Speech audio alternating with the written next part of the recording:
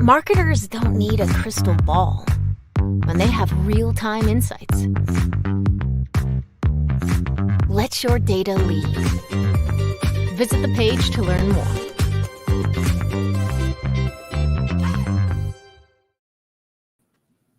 Hi, everyone. Welcome to Ad Age Remotely. I'm Janine Poggi, Assistant Managing Editor here at Ad Age. Thanks so much for joining us. And a special thank you to our sponsor, Salesforce, for helping to make this live stream happen. Kat Cole started her career as a server at Hooters before climbing the corporate ranks and later joining Focus Brands, where she was most recently Chief Operating Officer. At the end of 2020, she left Focus Brands, and since then, Cole has been cultivating her following on social platforms like Clubhouse and LinkedIn, where she regularly hosts chats and classes on everything from leadership to tech innovation. She also sits on multiple corporate and nonprofit boards like Human Co., Slice, Milk Bar, and helps advise young entrepreneurs. Cole is joining us today to discuss how brands and leaders should be thinking about playing in the metaverse, the creator economy, and NFTs. Hi, Kat. Hi, so excited to be here with you. Thank you so much for joining us. Happy to have you here. Yeah. Before we get started, for those of you watching at home, if you like what we're doing here on Ad Age Remotely, please like, share, or retweet this post. And feel free to leave any questions or comments on our social channels. We will try to get to them during this conversation. So, Kat, you spent more than a decade at Focus Brands. Can you talk about the decision to leave the corporate ranks?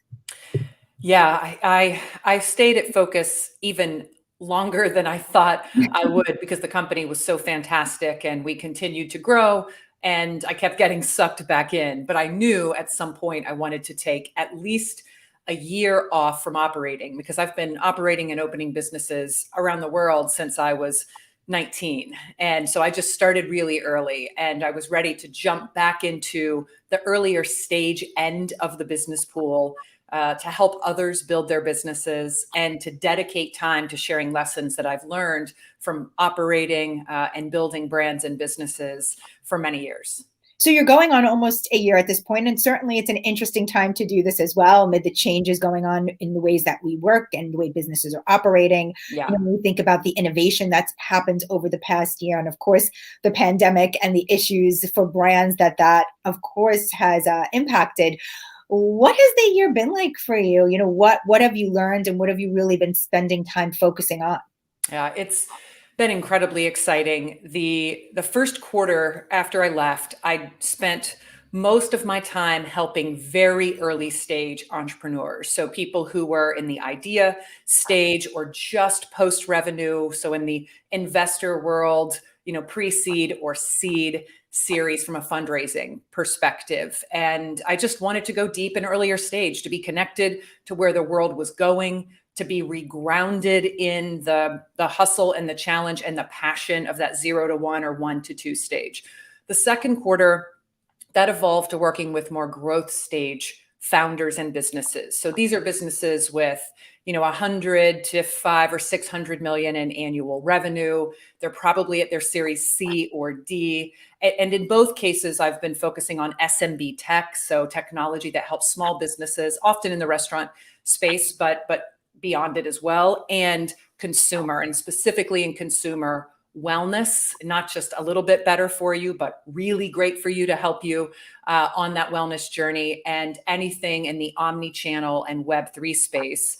And what's interesting is that period, those first 6 months of being in early stage or insanely high growth with businesses that are redefining the future of their industries, if I do go back and run something, I'm an even more relevant executive as a result. And even if not, if this portfolio chapter continues, I have been regrounded in what really are common themes that are needed for building teams in high growth businesses, how challenging yet exciting it is to build brands at the time that is the dawn of the metaverse.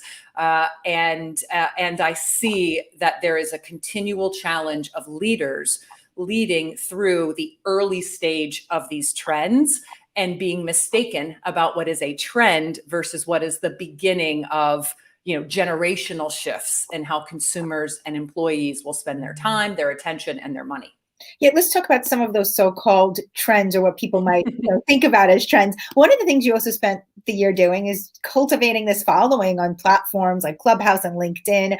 What have you learned about creating a voice on these platforms and also sort of transitioning from leader to creator and what that really could mean for like a modern day leader?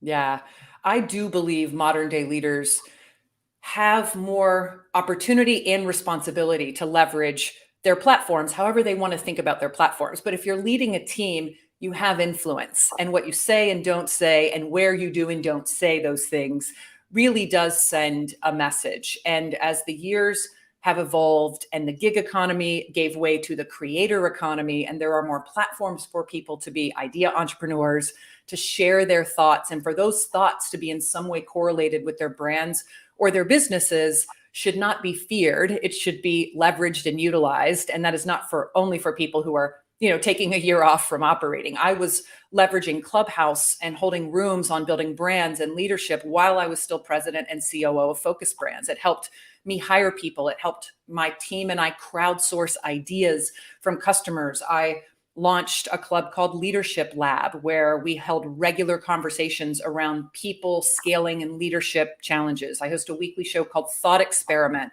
where we explore ideas. And all of these discussions help make me a better leader every day. And of course, while it's not my first goal of holding these rooms, because I just love doing it and want to use platforms to mentor one-to-many, a massive reaction or benefit is people saying, I trust you, I like you, I want to do business with you. I have more of a sense of what you're about, and I appreciate you making yourself accessible. And so whether it's LinkedIn, where I have courses on leading with a heavy heart, or again, Clubhouse, where there are millions and millions and millions of people having conversations, scaling intimacy, yet in some cases holding big rooms on big discussions.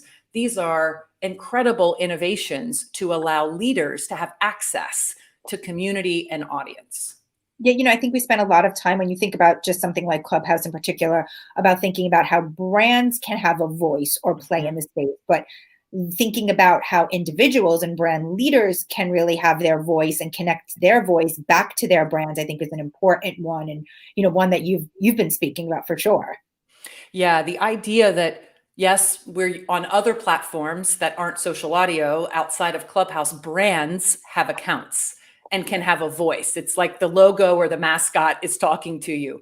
On Clubhouse, it's intimate. It has to be a person, and you choose the degree to which you're putting your brand forward. But I've held rooms where I've discussed brands like Slice that I'm on the board of whenever they had a big fundraise or a new product launch, Athletic Greens that I advise, Human Co, the SPAC that I'm a part of, bringing that founder on to discuss nutrition and wellness and brands. So the brands are being built, but it is through human interaction. And that's a major mind shift, but it should feel intuitive because people trust people more than they do brands and institutions. Certainly that is the case these days and seems to be more and more the case as time goes on.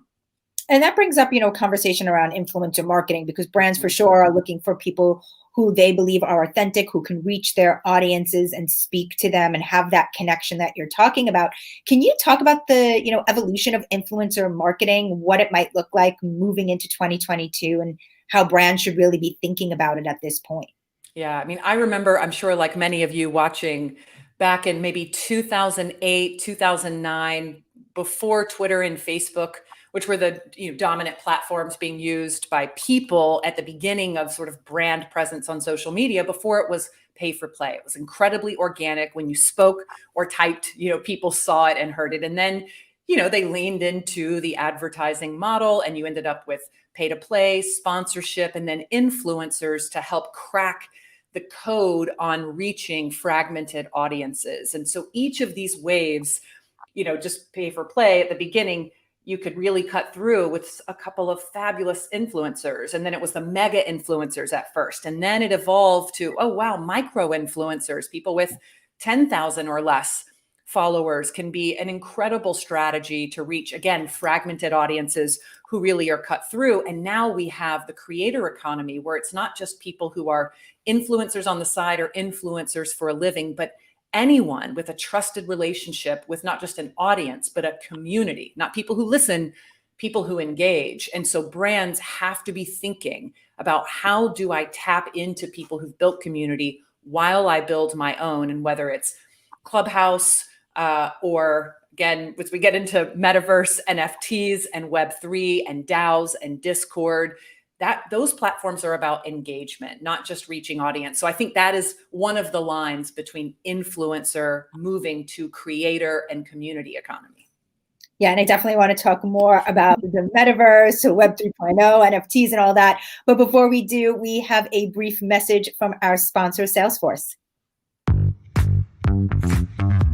Behind every great marketing strategy is great marketing data. Let your data lead. Visit the page to learn more. I'm Janine Poggi here with Kat Cole. As a reminder, if you have any questions or comments, feel free to leave them on our social channels. We will try to get to them during this conversation. So, Kat, I'm really curious to know, what forms of innovation do you think will have the biggest impact on brands? And then even more specifically, since it's the wheelhouse that you've spent the most time in, on the quick service restaurant industry. One of the biggest shifts is this idea of decentralization, moving away from single gatekeepers, whether that's of social sites, of financial institutions, of brand and IP, and to participating in upside and ownership. And then the second, dovetailing right off of that, is this idea of an ownership economy. And these two shifts, decentralized everything, decentralized organizations like DAOs, decentralized platforms, are giving way for more people to build, create, and participate, and certainly benefit, whether that's from a brand perspective or even financially.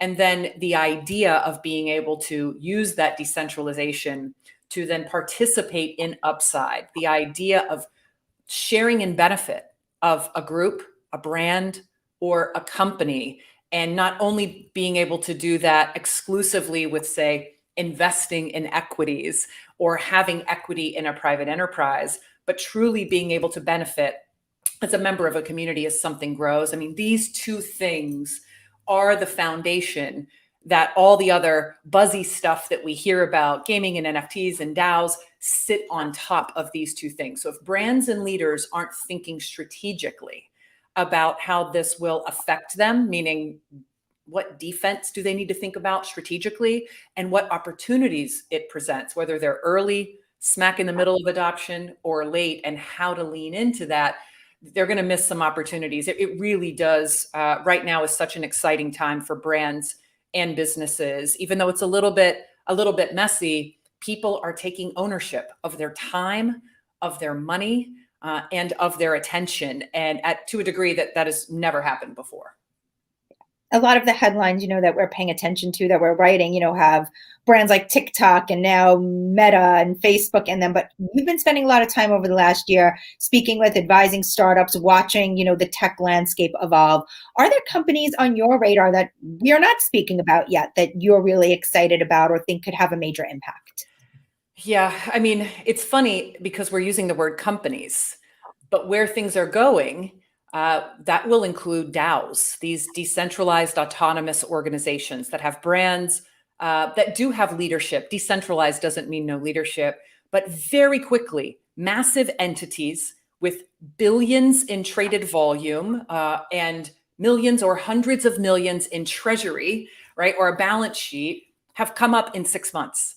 And if these entities were companies, so think CryptoPunks, Bored Apes, moving to a slightly smaller scale, but equally as exciting, Cool Cats, the Constitution DAO that's out right now for tons of people to come together and buy a copy of the US Constitution. And this may blow some people's minds, but this is happening. These are the volumes of these brands, literally in the billions. And so I'm incredibly excited about what company is being redefined as in the metaverse, in Web3, and then thinking about how any group that is organized, whether it's a company or a DAO, Web 2, which is where we're going from centralized to Web 3, decentralized, the reality is the level of change management that needs to be put in place to help people process what's going on, what's relevant to them, and then how their brand can play requires incredibly humble and courageous leadership. But I'm very excited about those companies. I'm really excited about brands like Athletic Greens that are wellness consumer product brands that are digitally native, but that are perfectly positioned to have their own NFTs, DAOs, and communities using how things are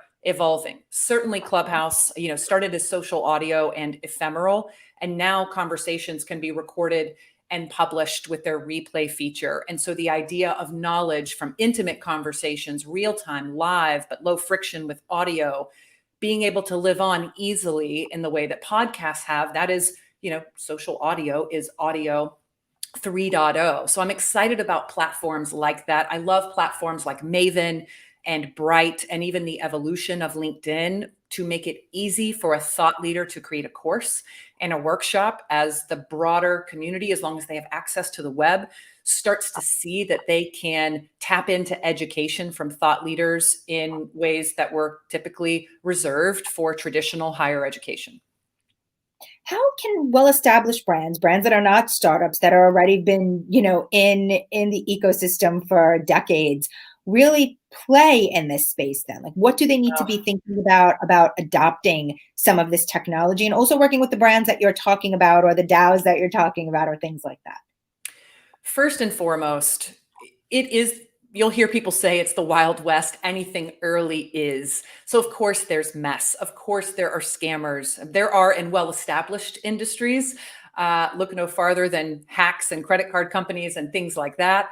But yes, it's a little bit wild. And so for many companies, the first thing to do is be a student, be a fan. My advice for any brands that I work with is to tell them, related to NFTs and Web3, first, just go be a fan. Find a project that aligns with your mission. So for Spanx, that might be World of Women.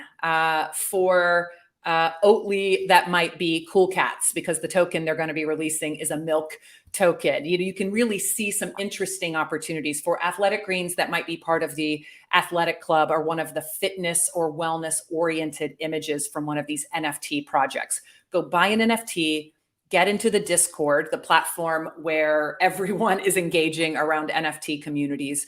Listen, learn, and just be a fan. And do you know how excited these artists, creators, and NFT founding groups are when a brand they admire buys their NFT and becomes a part of the community? So step one, be a student, be a fan, be a part of the community, and engage. Second, of course, read what you can from easy to find thought leaders on platforms like Twitter, on Clubhouse, or on people's newsletters that they're sharing related to brands, NFTs, and kind of the future of where this is going. It gets tied up a lot with crypto, and some brands think, oh my gosh, I wouldn't touch crypto right now. But the reality is brands are already accepting cryptocurrency, and cryptocurrencies are a piece of NFTs, because right now you need them to purchase an NFT. But once you get a little bit of education and a tiny bit of experience as a fan and a member of a community, then you can start to think, what does this look like for us? There are also some exciting companies like Novel being co-founded and incubated by Brian Sugar, formerly of Pop Sugar, that will help Shopify stores instantly layer in an NFT. So if we think about a brand's journey, learn, listen, engage, be a student, and then be courageous. Launch your own and realize this is simply a modernization of things like loyalty that you probably already have, or rewards that you probably already have. It can mean much more, but that's typically the best bridge to think about how to digitally commemorate membership with your brand, and then to layer on utility or things that add value. And you can always add more later once you're a bit more experienced. So, I mean, we have seen brands, everyone from Taco Bell to even Crock-Pot, trying their hands at NFTs. The way you talk about it, this doesn't seem like much of a fad, and that there's real potential here for brands to turn their IP into NFTs to create some value. What is that value? Is it marketing? Is there revenue generating capabilities? What, at the end of the day, is sort of the goal with these for a brand? It is everything you said and more, or none of it. The reality is, if it is a digital commemoration of participation with a brand or in a community, you can make it as useful or as simply a memento, a proof of participation, as you want to make it. The reality is, if you're an established brand and you don't find a way to lean into the ownership economy, the creator economy, and Web3, your competition will. And in fact, your competition is being born right now out of NFT projects and DAOs. For example, you look at Bored Apes, which is one of the blue chip NFT projects that have already been signed to the top agencies like CAA and UTA. I just saw a room where Timbaland is partnering with the Bored Ape Yacht Club to have music production. The studios and the company Royal, which is looking to merge NFTs and the kind of the digital Web3 ecosystem with music and artists to allow them to benefit more directly from the sales of their creativity. All of this is happening. I'm in a group called CPG NFT, started by Chris Cantino and Jamie Schmidt, the founder of Schmidt's Naturals. And it's about the intersection of consumer packaged goods and NFTs and Web3. And already out of this group, CPG products are being created and launched out of a decentralized organization with existing community. Think coffee, hot sauce, diapers, right? Any of these things, it's about community and access to cut through the noise. And then if everyone participates in the upside, of course, they're going to give feedback because they might have voting rights with these NFTs. Or of course, they might attend an IRL event because it's part of what the community creates. And of course, they're going to be recommending it to their friends and family. So think participation, ownership, having a voice and a vote instead of just a voice, co-creation of what's happening. And so for brands, think 40 years out, 100 years out. If your potential competition is already being born out of a Web3 entity and other elements of your competition are already figuring out how to play in this space, fast forward 10 years where the generation that has grown up on gaming, which is the original manifestation of the metaverse, is growing up and becoming part of our spending consumer base, our employee base. Those brands and companies that are leaning in to these ways of working and ways of building will attract and get traction with a generation that comes of age where this is all they know. They've been buying tokens in games. They've been buying apparel in the metaverse for their avatars. They completely get this idea of co-creating. And now with Axie and other games that are play and get paid, they are also learning to earn through their activity and then using that to live their lives continually online. So this idea of where are we living our lives, it is offline, out in nature, in restaurants, and it is also online. We have a question from Farheen on LinkedIn. What's your view about the rise of fintech startup ecosystem and how can brand teams leverage this technology for their benefit? The question always is, if you're thinking, especially if you're a consumer brand, is what do your consumers want and need? Where are they spending their time? And how do you reduce friction? And if fintech startups, things such as Fast that allow for a much faster one-click checkout, or other types that might be verification platforms or other payment platforms, if that makes your customers' lives easy, even if right now the adoption might be low in your existing customer base, stands to reason that there's some upside benefit there. And I would certainly be testing and experimenting with different platforms that make sense for your type of transaction or consumer. Yeah, outside of, NFTs, which we're spending a lot of time talking about, how else can brands really think about driving sales in the virtual world? What are some other opportunities out there? And how should they be preparing for this? Certainly a recent example with Chipotle launching their store in literally inside of a game that correlated to, in Roblox, that correlated to the ability to get actual burritos, I believe. And it like shut down Roblox, the servers went down. And so big brands are already creating versions of their product in the metaverse, in virtual engagement worlds. But the smart ones are tying it to IRL transactions. Imagine if you're Athletic Greens and there is a token, or you show up in one of these sporting or athletic games and you drink your Athletic Greens before you play one of the NBA games, and all of a sudden you have like extra ups for doing that. And who wouldn't want to pay for that? And oh, by the way, if you have this many, now that we're all connected in the metaverse, you have proof, and it'll get you a discount for yourself or someone else for the product. The same thing for coffee companies that might take their loyalty programs and connect that to unlock other virtual experiences like concerts that are online or IRL.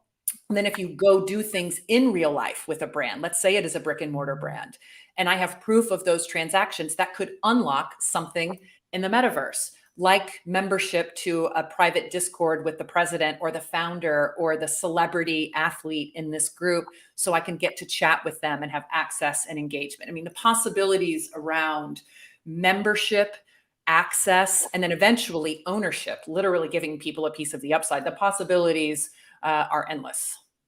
I want to switch gears a little bit before we wrap and talk a little bit more about leadership, but not just leadership in this virtual world, how you're thinking about, amid the pandemic, amid all of the issues that, we've faced over the past, almost going on 2 years, how leaders need to think differently. I think you were talking about a course about leadership and empathy and how you're sort of thinking about that. Can you talk about like this mindfulness element in being a leader and how, leaders need to be thinking about that moving into 2022? One tip is for leaders to think of their teams as an internal community. And if that is true, what are the behaviors that you as a member of your own community would think would create the healthiest community? Opportunities for feedback, again, voices and votes for people to share in the benefit of what they're creating.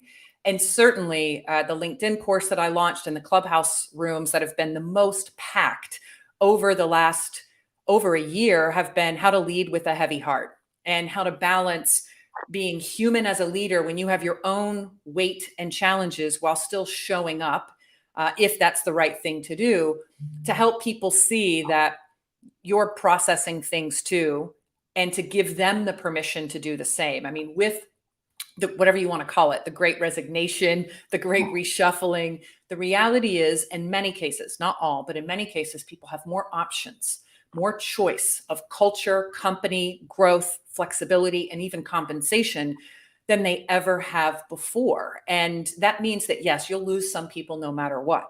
But there are people in an organization that you not only want to keep, but you want them to thrive and continue to shape your organization. That's not going to happen unless you are tapped in, seeing them as people, they have a voice, and then you act on what you learn. This principle of ask, answer, act. With my companies, we put in practices like the MMDD log, which is tell me every day one thing that made your day difficult. And whatever's mentioned the most often, I'm going to go to work on that. We have monthly check-ins where we ask many questions, but one of which is tell me one thing I can do differently to be a better leader for you. Because there is no way with all of these changes that anyone has all the right answers.